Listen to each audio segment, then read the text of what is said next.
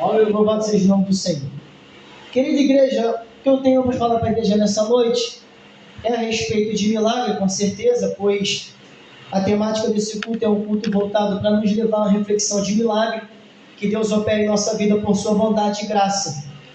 Só que eu queria pedir à igreja a sua atenção, eu quero ser bem objetivo, e pedir à igreja que dê atenção ao seguinte assunto, que nós muitas das vezes negligenciamos. Eu sempre falo isso onde eu vou, porque é assim que o Senhor tem me ensinado.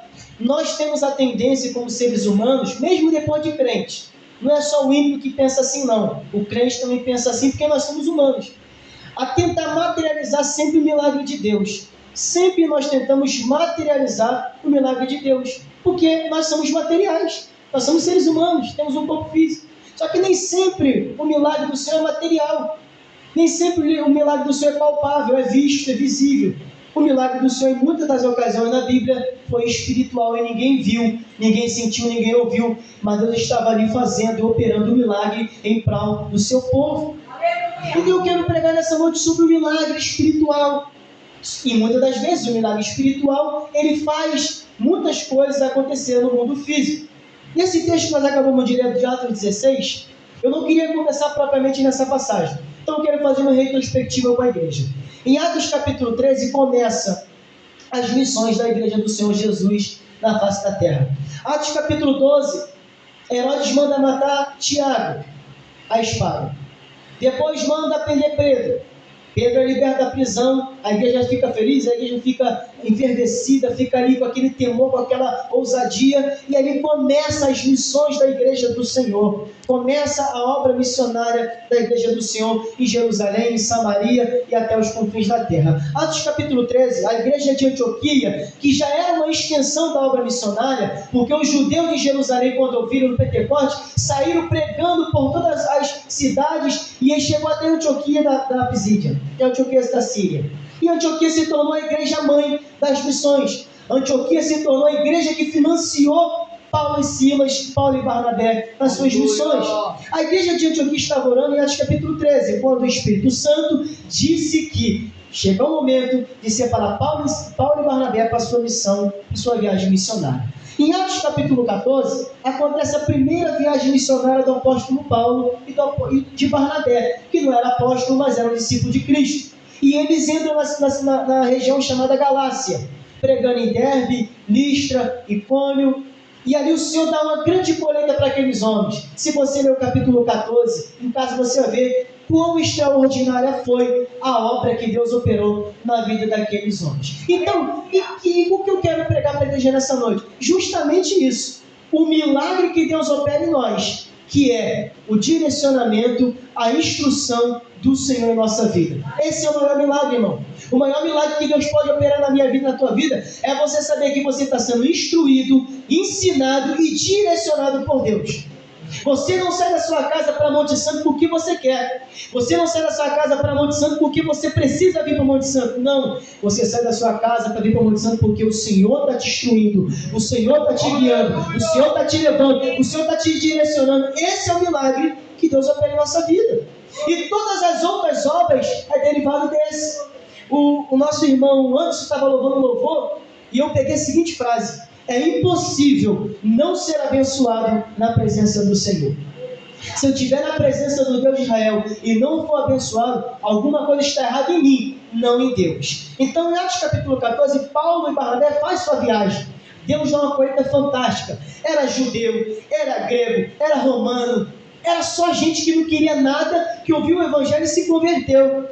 A colheita do Senhor na vida daqueles homens. Atos capítulo 15, nós já vamos chegar aqui. É o concílio de Jerusalém. Quando os discípulos de Jerusalém, os apóstolos, os judeus que se converteram a Cristo, ouviram que os gregos, os romanos, estavam se convertendo, logo o ego, o orgulho humano, disse para eles assim: eles estão se convertendo ao evangelho, mas eles precisam se circuncidar. Eles estão se convertendo ao evangelho, mas eles precisam seguir a lei. Eles estão se convertendo ao evangelho, mas eles precisam ser judeus. Então o Espírito Santo coloca Paulo como resistência e diz: vem cá, negativo.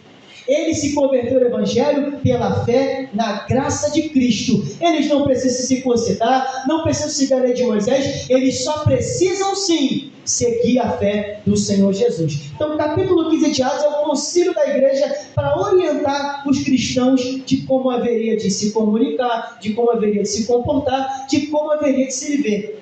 Aí agora nós chegamos em Atos capítulo 16. Paulo e Silas, na sua segunda viagem missionária, recebem um direcionamento da parte do Senhor para aquilo que o Senhor queria que eles fizessem. E eu separei um texto aqui da parte do Senhor. Olha o que diz o salmista Davi, para que você venha entender. No Salmo 32, verso 8, olha o que diz Davi, inspirado pelo Espírito Santo. Diz assim: instruir-te-ei, ensinar-te-ei o caminho que deve seguir, guiar-te-ei com os meus olhos. O salmista Davi, inspirado pelo Espírito Santo, ele diz que Deus falou a ele em uma forma de louvor: instruir-te-ei, ensinar-te-ei o caminho que deve seguir, guiar-te-ei com os meus olhos. É justamente, não sei se você está dando atenção à mensagem que eu com humildade estou pregando a você, mas o que eu quero te dizer é que a vontade do Senhor na minha vida é me instruir, me ensinar e me guiar. O objetivo de Deus na minha vida é justamente esse: me instruir, me ensinar e me guiar. O objetivo de Deus na sua vida é instruir você, ensinar você e guiar você pelo caminho do Senhor. Não é me fazer rico, não é me fazer famoso, não é me fazer conhecido e reconhecido. Isso é consequência da obediência que aqui foi louvada. O objetivo de Deus é me instruir, me dar estratégia de batalha, me dar visão, me dar audição, me ensinar como agir, como se comportar, como reagir e me guiar com os seus olhos. E nós vemos isso na palavra do Senhor. Eu anotei aqui. A primeira premissa da minha mensagem a primeira premissa e a primeira verdade que eu quero pregar para vocês é Deus quem nos instrui, nos ensina e nos conduz. Quando a minha vida sai desse parâmetro, dá tudo errado. Quando a minha vida sai da instrução, quando a minha vida sai do ensinamento, quando a minha vida sai dos olhos do Senhor, dá tudo errado. Aparentemente, as coisas estão acontecendo errado na vida de Paulo e Silas. Nós vamos chegar lá daqui a pouco. Aparentemente está tudo dando errado, porque eles estão fazendo algo, mas estão sendo perseguidos. Eles estão fazendo algo, mas estão sendo expulsos. Eles estão fazendo algo, mas estão sendo açoitados. Eles estão fazendo algo, mas estão aprisionados. Eles estão fazendo algo, mas estão sofrendo na sua pele. Mas eu quero te dizer, ainda que tudo isso aconteça, se nós estivermos sendo instruídos, ensinados e guiados, não tem como dar errado. Não tem como dar errado. Ah, mas o crente sofreu um acidente de carro. Ah, mas o crente sofreu um acidente de moto. Ah, mas o crente perdeu um parente. Ah, mas o crente está desempregado. Ah, mas o crente foi acometido com o diagnóstico de uma doença. Não importa a circunstância. Se é Deus que instrui, se é Deus que ensina, se é Deus que guia, vai dar certo. Vai dar certo. Gênesis 12. Deus faz um convite para Abraão: sai da tua terra, tua parentela, do meio daqueles que tu ama. Para quê? Para a terra que eu vou te mostrar. Ou seja, Deus instrui, Deus quer ensinar e Deus quer guiar. Êxodo 16 e 17, o que Deus faz? Moisés, passa o mar vermelho. O mar vermelho é aberto, Moisés passa. Para onde Deus leva o povo? Para o palácio? Para o paraíso? Para as fontes de água? Para o deserto. Instruindo, ensinando, guiando. Josué capítulo 6. O que Deus faz com Josué? Josué, está vendo Jericó? Estou vendo, Senhor. É uma muralha, é fortificada. Tem um exército lá dentro, mais preparado, mais capacitado. O que Deus faz? Ensina Josué estratégia de batalha. Josué, dá uma volta por dia em volta da cidade. E 7 voltas no último dia em volta da cidade. Depois que você der a 7ª, dá o grito de vitória, porque eu entrego a cidade nas vossas mãos. Então o objetivo de Deus na minha vida e na sua segundo a palavra do Senhor, te instruir, te ensinar e te guiar. Aprendendo essa verdade, no capítulo 16 de Atos, olha o que diz a palavra do Senhor. No capítulo 16 de Atos, olha o que diz a palavra do Senhor. Diz o texto, que toda a multidão, verso 22, toda a multidão se levantou unidas contra eles. Eles quem? Paulo e Silas haviam entrado na cidade de Filipos para pregar o Evangelho mediante um direcionamento da parte do Senhor, mediante uma visão. que você vai ver no capítulo 16, no verso 8, onde Paulo vê um homem na sua visão, pedindo que ele passasse pela Macedônia para pregar o Evangelho.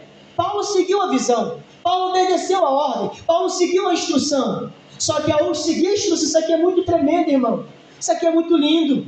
Ao seguir a instrução, ao seguir a visão, ao obedecer a palavra, Paulo se depara com uma resistência espiritual. Ora, tem uma coisa errada? Não tem nada de errado, está tudo certo. Quando Deus nos instrui, quando Deus nos orienta, quando Deus nos guia, o que nos espera é resistência. Ou você acha que vai ter facilidade na minha vida e na sua? Paulo seguiu a visão perfeitamente. E no capítulo 16, olha o que Paulo diz. Na verdade, não foi Paulo que diz, é Lucas que escreve. Olha só o que diz, versículo 10. E logo depois da visão, procuramos partir para a Macedônia, concluindo que o Senhor nos chamava para que nos anunciássemos o Evangelho. O Senhor convidou Paulo e Silas para ir para a Macedônia, e eles entenderam que esse convite era nada menos, nada mais do que pregar o Evangelho. Só que quando eles chegaram na cidade, não foi mil maravilhas. Claro, Deus lhe deu bênçãos. Primeira bênção, eles encontraram um lugar de oração. Olha só que tremendo, não é verdade? Eles encontraram um lugar de oração na cidade. E foi justamente naquele lugar de oração que eles oraram e receberam as outras coordenadas da parte do Senhor. Só que ao orar na cidade de Filipos, no versículo, olha o que diz a palavra do Senhor, no versículo 14. E uma certa mulher, versículo 16. E indo nós à oração, aconteceu que saiu ao nosso encontro uma jovem que tinha um espírito de adivinhação e que adivinhava e dava grande lucro aos seus senhores. Irmãos, se nós lemos esse texto de uma forma rápida, a gente não entende a profundidade do texto. Mas eu vou mostrar para vocês a profundidade do texto que Deus me mostrou. Paulo e Silas chegou em Filipos, foi para a oração. Na oração pregou, na pregação converteu-se Lídia e a sua casa. Depois que Lídia e a sua casa se converteu, ela hospedou Paulo e Silas. E depois que eles foram hospedados na casa de Lídia, eles tinham ali um núcleo, tinham ali uma base, eles tinham ali um lugar para repousar a cabeça, para poder pregar mais dias. Só que ao achar um núcleo, entenda bem isso, ao achar um núcleo, ao achar uma casa na cidade, Satanás se manifesta, usando aquela jovem para tentar enganar Paulo e Silas. Porque qual era o engano? A jovem endemoniada com o espírito maligno disse assim: olha só, estes homens são servos de Deus. Você conhece a passagem? E eles são servos de Deus e estão pregando a verdade. Só que Paulo entendeu, eu estava estudando essa passagem, eu fiquei maravilhado e me senti muito honrado por pregar essa palavra hoje, porque Paulo entendeu que pela revelação de Jesus Cristo, só os crentes têm direito de pregar o Evangelho. Diabo não pode pregar o Evangelho, ímpio não pode pregar o Evangelho, corrupto não pode pregar o Evangelho, pessoas que vivem no pecado não podem pregar o Evangelho. Foi por isso que quando aquela serva escrava pregou o Evangelho usando o nome de Paulo, ele falou assim: alguma coisa está errada, vou acabar com essa festa do diabo. E disse: no nome de Jesus, sai dela. E o diabo teve que sair. Por quê? Porque o que o diabo estava falando na boca da mulher era o Evangelho. Qual era a mensagem que o diabo estava falando? Estes homens são servos do Deus Altíssimo, eles vos pregam os caminhos da salvação. Ela disse alguma mentira? Não disse mentira, disse verdade. Mas a graça do Evangelho é dada somente aos crentes. A graça de pregar a palavra só é dada àqueles que se converteram, àqueles que se batizaram, àqueles que confessaram sua fé no Senhor Jesus. E é justamente isso que eu quero pregar para você. A graça que Deus te deu, a graça que Deus me deu. Então Paulo encontrou uma resistência espiritual. Agora, detalhe. A resistência espiritual que Paulo e Silas encontraram na cidade trouxeram consequências, já estou partindo para o final, trouxeram consequências físicas, sociais, políticas. Por quê? Porque ao expulsar o demônio daquela escrava, você conhece a história, esse é um texto conhecido, quando Paulo expulsa o demônio pelo poder do nome de Cristo, o que acontece na cidade? Um reboliço, porque aquela jovem era usada como uma mercadoria pelos seus donos de arrumar dinheiro, porque ela revelava o futuro, ela revelava as coisas para aqueles habitantes. E diz a palavra do Senhor, olha o que diz a palavra do Senhor, versículo 19: e vendo os seus senhores que a esperança do seu lucro estava perdida, prenderam Paulo e levaram à praça na presença dos magistrados. Pode entender o que está acontecendo? Através de uma libertação que foi feita pelo poder do nome de Jesus, agora eles estão sendo presos. Ou seja, libertaram e agora estão presos. proclamaram a libertação e agora estão sendo presos pela lei dos homens. E qual foi as consequências sociopolíticas que eu estou falando? Primeiro, o argumento daqueles homens para prender Paulo foi o seguinte: olha só, eles são judeus, nós somos romanos. Eles estão pregando coisas de judeus, nós somos romanos, ou seja, uma diferença social e política. E nós estamos vendo o cenário no Brasil e no mundo, e os crentes estão querendo fechar os olhos para a realidade. O mundo espiritual está aí, influenciando a vida social e a vida política. O mundo espiritual está aí, Satanás está aí influenciando a vida social, colocando diferença, colocando diversidade, colocando desigualdade e política. Um defende um defende outra coisa, um é a favor da liberdade, o outro é a favor da liberdade, um é a favor da liberdade sexual, o outro não é. Isso tudo é arma de Satanás para dividir a igreja do Senhor. E Paulo entendeu tudo isso. E pelo fato de ele entender, Deus deu a vitória para ele. Porque Paulo entendia que aquela prisão, até mesmo a prisão, seria benéfico para o Evangelho. Paulo sempre tinha a visão além da curva, que é o que eu estou procurando ter da parte do Senhor. Paulo entendeu. Paulo não foi um crente mimado, como muitas vezes eu sou, você é, de falar para Deus assim: Senhor, eu estou pregando a palavra aqui na cidade, eles estão me prendendo. E diz o texto, versículo 22. Olha o que diz o versículo 22 para você entender. E a multidão se levantou unida contra eles, levando-se aos magistrados, rasgaram-lhe as vestes, ficaram pelados, ficaram nus. Rasgaram-lhe as vestes e o açoitaram com varas. Imagina você, obreiro de Monte Santo, indo pregar no Cacuia, e ao pregar no Cacuia, alguém é endemoniado, alguém é liberto, e as pessoas ali te prendem, te tiram tua roupa e te batem de vara. Se você for um crente mimado, você vai falar assim: o que está acontecendo, Senhor? Como é que eu estou pregando? Como é que eu estou evangelizando? Você está me dando autoridade, o Senhor está me dando poder, estou libertando almas e estou sendo açoitado.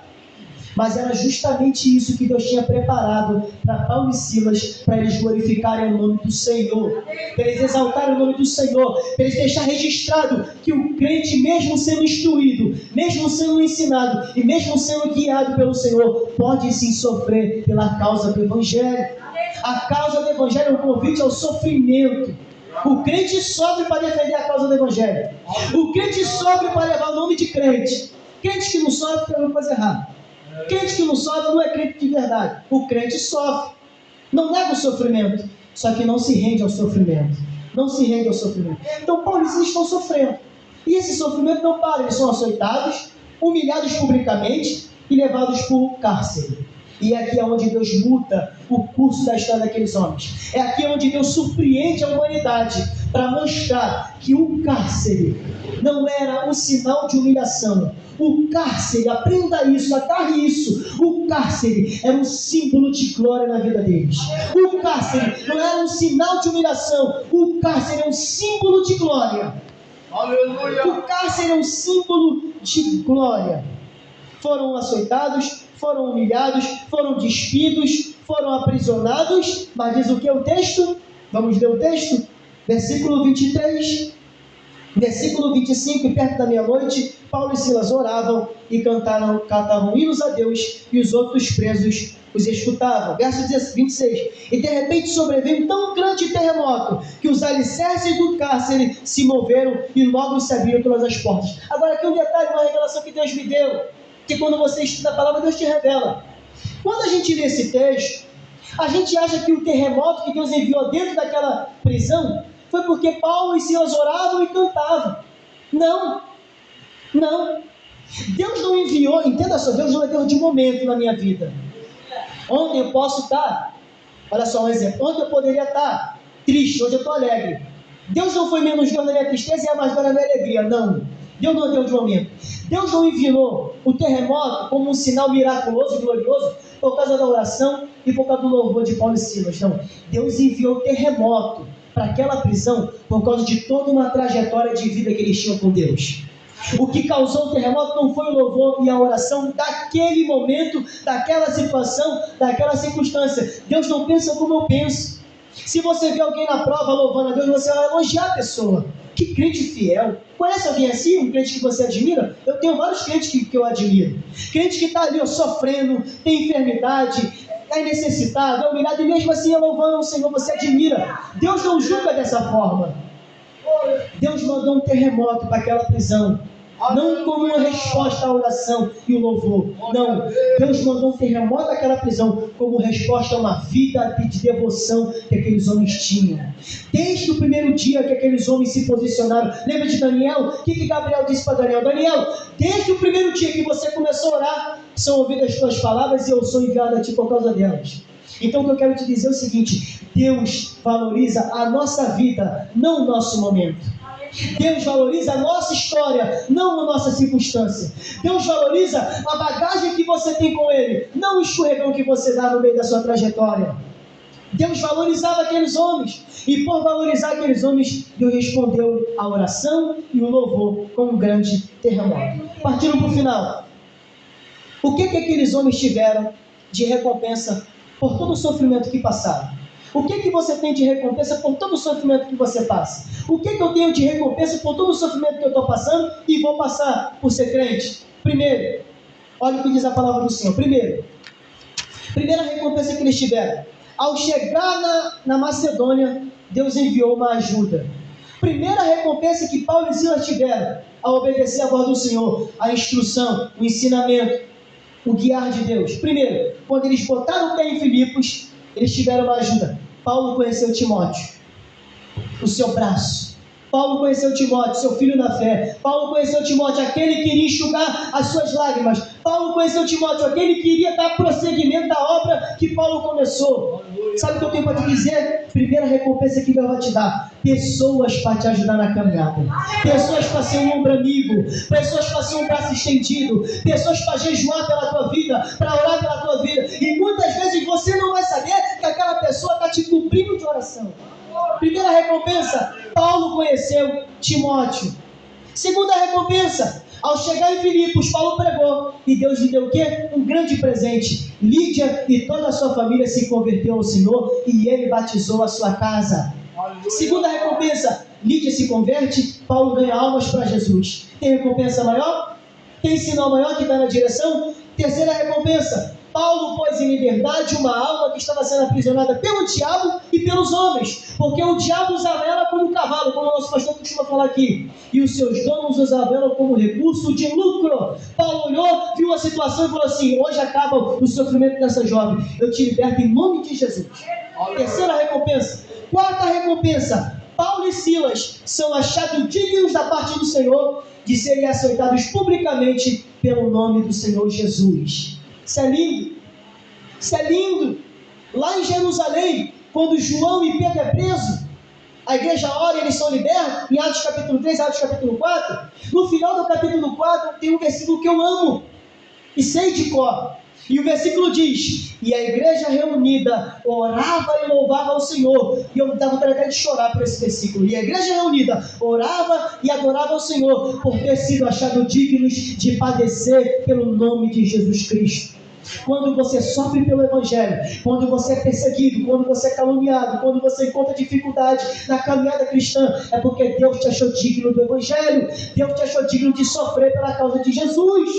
Aleluia. Quinto e último, para a gente encerrar: após o sofrimento, após a prisão, o carcereiro se converte, eles pregam a palavra, o carcereiro se batiza, o carcereiro cuida deles. Paulo e Silas são libertos da prisão com honra. Com honra. Porque quando o carcereiro fala assim: olha só, o império está mandando libertar vocês, Paulo fala assim: negativo, nós somos romanos, e como romanos que somos, não poderíamos ter sido julgados e sentenciados sem um julgamento honesto. Mande que os magistrados da cidade venham a eles mesmos e nos liberte.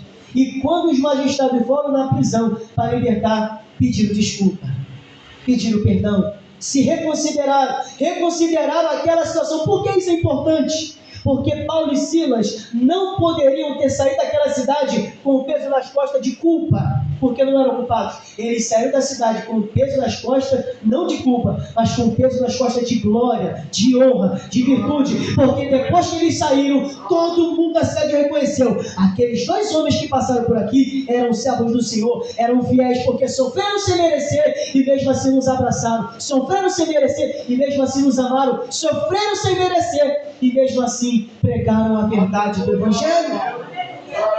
Quinta recompensa: tiveram liberdade, caminhos abertos e deixaram uma igreja plantada. a igreja dos Filipenses, que por sinal foi a igreja que mais ajudou Paulo na sua vida ministerial. Então nessa noite, meus queridos irmãos, eu quero dizer para